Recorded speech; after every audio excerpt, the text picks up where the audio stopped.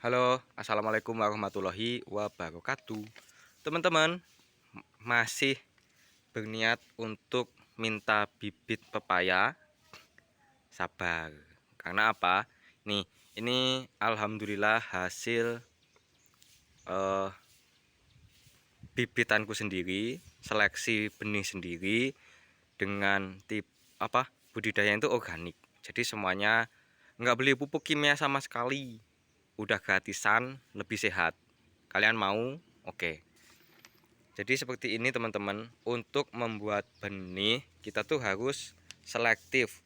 Oke, seperti memilih calon pasangan hidup. Jadi lebih baik mereka yang ditutup seperti ini. Jadi ibaratnya auranya tuh nggak kelihatan. Soalnya kalau auranya kelihatan nanti dimakan sama codot gitu loh. Nah, tapi ini dia anunya itu kecil. Ukurannya kecil ya kan, jadi ini hanya untuk dimakan. Tapi sebaiknya kalau mau panen, kalau kita punya pohon sendiri, yang paling oke adalah dibiarkan sampai mateng di pohon. Kalau masih mengkal kayak gini jangan diambil, karena vitamin A nya belum maksimal, vitamin C nya belum banyak, terus kadar gulanya masih lebih rendah ya kan, macam-macam, pokoknya kurang maksimal ya teman-teman ya. Jadi kandungan atau nutrisinya itu masih sedikit, biarkan matengnya itu di pohon gitu. Oke, jadi putus rantai mitos yang kayak gini diambil. Nah, itu kan karena bakul kan harus perjalanan jauh, jadi kalau dipetiknya itu udah begitu mateng ya nanti busuk di jalan kan gitu. Nah, yang akan aku jadikan bibit adalah yang seperti ini, tapi ini masih mentah. Nah, yang ada di sini nih mulai kayak gini ya, mulai ada orange-nya gitu.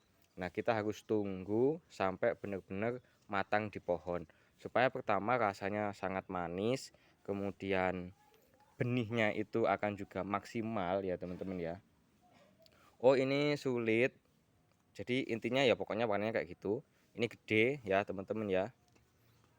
Nanti aku benerin lagi tasnya. Jadi semakin tua bibitnya semakin bagus. Oke, semakin besar buahnya semakin bagus. Yang di sini ukurannya lebih gede daripada ini, teman-teman ya.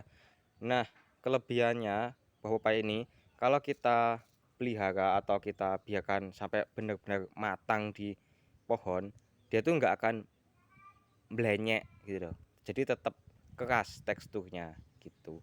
Dan ini organik loh, teman-teman. Nah, aku akan ngasih tahu juga nih tips sederhananya untuk teman-teman budidaya organik di depan rumah, dan pasti bisa semuanya karena sangat gampang. Nah, seperti ini ya hasilnya ya teman-teman ya. Oh ya, yang daerah ini kan masih longgar karena dulu masih aku cuekin, nggak terlalu serius gitu dalam merawatnya. Ketika mulai serius merawatnya, hasilnya luar biasa teman-teman. Jadi seperti ini, bertumpuk-tumpuk kayak gini teman-teman, dan cepat gede juga teman-teman. Karena setiap hari aku kasih makan. Jadi pohon itu sebenarnya kan setiap hari cari makan ya, lewat akar ya kan, cari makan. Kalau kita cuekin ya gedenya lambat buahnya. Tapi kalau kita sering kasih makan, insya Allah hasilnya juga cepat gede teman-teman. Ini aku ngambil videonya itu terlalu siang ya. Harusnya sih agak tadi ya. Jadi cahaya mataharinya cukup mengganggu ini visualisasi. Nah, makanannya apa teman-teman? Dengan mengembangkan ini. Apakah ini? Ini namanya bakteri fotosintesis. Apa itu mas? Waduh, tak kasih lihat dulu ya bahan bakunya untuk mengembangbiakkan bakteri fotosintesis. Jadi kemarin tetangga itu bersih-bersih halaman rumah dan mendapatkan banyak rumput. Rumputnya aku minta tapi aku jemur dulu. Nih ya, yang lainnya belum selesai aku ini tipiskan supaya 2 hari kering. Nah, ini akan jadi bahan bakunya teman-teman. Rumput akan menjadi bahan baku untuk kultur ini. Apakah pakai lab Mas? Apakah harus pakai starter Mas? Enggak, jawabannya enggak sama sekali. Ya, kita organik itu ya bener-bener gratis. Bahkan aku juga tidak menjual bakteri dalam bentuk apapun loh di channelku ini. Jadi aku bukan nyales probiotik loh ya. Nah, kayak ini nih hasilnya. Jadi kalau kalian punya sampah rumah tangga atau sampah yang dimaksud ini sampah yang bisa busuk ya, atau kalau kekurangan ya cari rumput gitu. Karena pohon pepayaku nggak cuma satu, tapi bukan untuk dijual sih. Pohon pepayaku tuh buat konsumsi keluarga aja nih. Nah, kayak gini teman-teman. Jadi gambarannya adalah ini rumput yang udah dijemur ya kan, dikasih air atau air cucian beras, lalu taruh di tempat yang panas. Oke, ini ada cangkang bekicot ya kan, itu bekas kelapa. Terus ini kayak yang dari rumah tangga ya, dari dapur. Ini ada kulit pisang, kulit melon, dan lain-lain. Air cucian beras wajib dikumpulin ya teman-teman ya, karena itu akan bisa menjadi buah yang, jadi nanti rasa dari buah pepaya California itu juga tergantung pada pemberian pupuk ya teman-teman ya. Jadi semakin oke pupuknya, semakin manis rasanya. Jadi kayak kita bekerja gitu ya. Kalau kita rajin ya gajinya lebih gede. Tuh. Setelah itu dalam 5 hari ini biasanya udah hancur ya. Maksudnya tuh kayak unsur haranya udah mulai larut dalam air. Nah, terus cara menyiramkannya tuh sangat sederhana teman-teman. Bahkan ini juga aku manfaatin nih. Ini kan apa sih? Bekas lebaran itu ya kan, aku akan olah, tapi ini masih penuh tempatnya. Nah, ini bakteri fotosintesis itu bakteri yang akan bekerja dengan giat untuk menghasilkan unsur hara ketika dia terkena cahaya matahari. Oke, jadi ada makanannya berupa sampah, ada air sebagai tempat hidupnya dia mengambang-ambang, ada cahaya matahari sebagai energi, sebagai kompor ya, kan panas. Nah gitu, gampangnya itu kayak gitu, nggak usah pakai istilah biologi yang susah. Nah,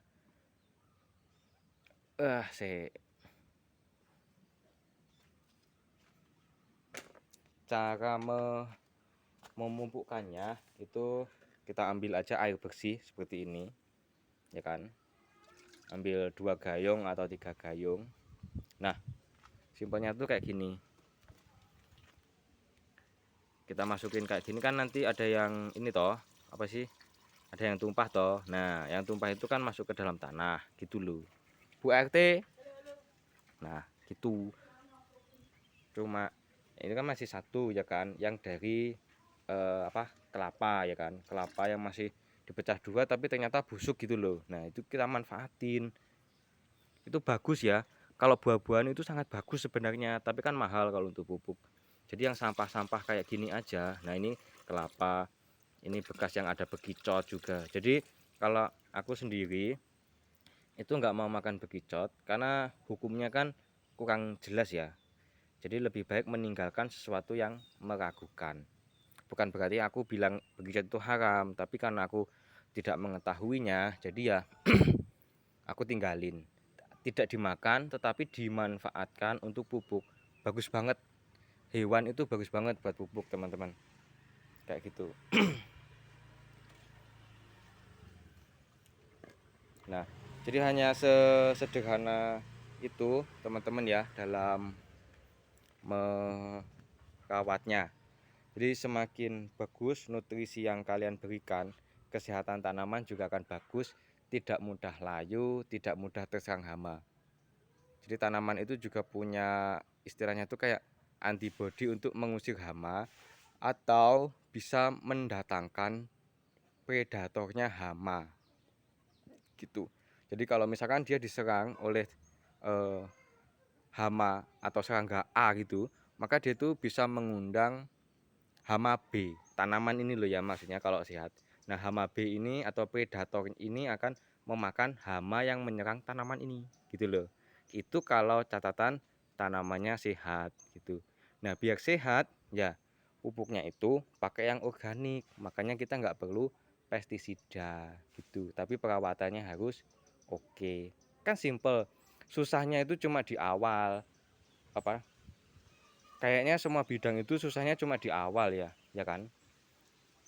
Nah, selain pohon pepaya California, aku juga punya pohon pir Asia. Jadi ini aslinya dari Jepang. Ini udah pernah berbuah ya. Yang kedua itu gagal. Kenapa? Karena kena hujan terus menerus dan perawatannya kurang. Dan dulu itu aku nggak ini kan, bukan konten kreator tumbuhan gitu kan. Jadi kayak sedikit aku abaikan gitu. Nah, ini yang daun-daun kayak gini kita buang aja ini. Ini kena serangan jamur ya, kita buang biar nggak nular. Atau bisa juga tuh karena saking suhunya panas banget ya. Nah, ini juga ada nih, kita potes, kita buang. Penyebab utamanya belum begitu jelas, tapi yang jelas kita buang supaya tidak menular. Karena beberapa hari yang lalu tuh cuma satu daun yang seperti itu ya. Kemungkinan kalau kena cahaya matahari yang berlebih karena panas itu harusnya sih mayoritas gitu loh. Karena ini cuma beberapa, kemungkinan ini jamur ya. Terus ada lagi teman-teman, nah ini konsep yang unik. Jadi kalau teman-teman ingin membuahkan tanaman ya dengan pupuk, itu kalau ada pakai pupuk buah teman-teman ya. Dari buah dijadikan tanah dan akan menjadi buah. Seperti ini konsepnya. Tapi bukan berarti pupuk rumput nggak boleh digunakan loh ya untuk membuahkan. Bukan begitu. Akan lebih maksimal. Jadi seperti ini. Teman-teman tahu kan, ini mengkudu yang rasanya tidak enak, tapi bermanfaat buat kesehatan. Oke, yang bermanfaat bagi kesehatan belum tentu tidak enak bagi yang bukan penikmatnya. Nah, ini kalau ditaruh gini doang, ketika kita nyiram, kita siram di buahnya, kena cahaya matahari, dia beberapa hari akan hancur jadi tanah dan dia akan menyuburkan stroberi ini. For your information teman-teman, jadi stroberi ini adalah stroberi yang biasa dibudidayakan di Jepang. Jenisnya adalah Sachinoka karena rasanya yang terkenal manis seperti kalian. Nah, seperti ini penampakan buahnya. Jadi tangkainya panjang. Ini ukurannya masih kecil. Kenapa? Karena pertama ini masih tergolong belajar berbuah ya, belum jadi induk yang benar-benar induk gitu ya. Terus medianya juga terlalu kecil. Ini pohonnya ada dua ya. Nah, pohonnya ada dua, medianya kecil. Tapi ini pohon teman-teman udah aku jadiin ini, aku pindah lagi. Ini anakannya ya kan. Ini anakannya. Di dalam pot ini ada rumput kering yang banyak banget, udah hampir penuh. Yoi, udah hampir penuh. Kemudian tanahnya cuma segini buat nancepin akarnya doang. Alhamdulillah tidak layu.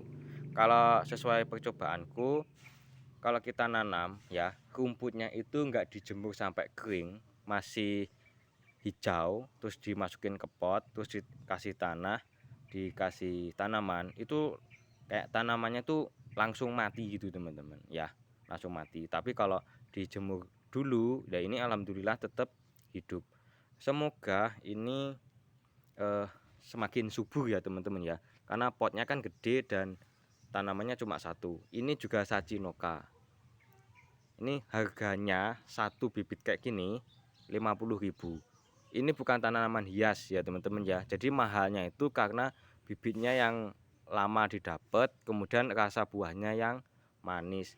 Enggak seperti yang kalian makan waktu beli di pasar. Itu kan ada yang wasem gitu kan. Itu beda gitu teman-teman jenisnya ya.